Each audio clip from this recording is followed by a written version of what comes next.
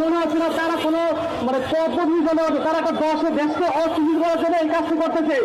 কারণ তারা দেখেন, তারা আমাদেরকে বলে আমরা নাকি টেকনিশিয়ান বা এইরকম, যদি তারা নরেন্দ্রের সুযোগ থাকে তারা যদি তাকে কেন আসবে না?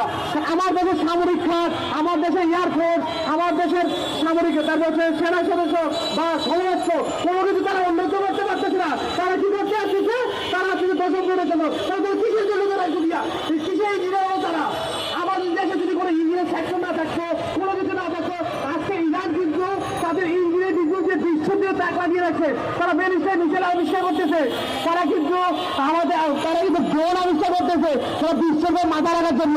তারা কি করতেছে? তারা রিস্কা আবিষ্কার করতেছে আসলে রাষ্ট্রের দশম গ্রেডে। এটা লজ্জাজনক ভাই, আপনি এটা পরিহার করেন। আসসালামু আলাইকুম, পরে আমার বক্তব্য ইনশাল্লাহ।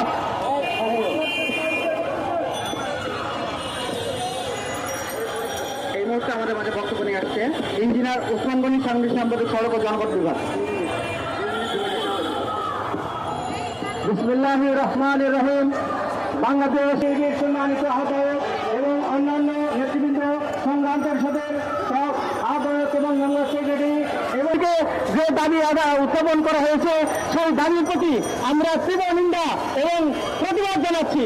এবং আমরা আমাদের জায়গায় থাকতে চাই, আপনারা আপনাদের জায়গায় থাকেন। আপনারা যদি আমাদের অবস্থার কাছে আসেন এবং পরিবেশ নষ্ট করতে চান এবং বাংলাদেশে অস্থিতিশীল পরিবেশ সৃষ্টি করতে চান, তাহলে আমরা রাত ভাঙ্গা জবাব দেওয়ার জন্য প্রস্তুত রয়েছি।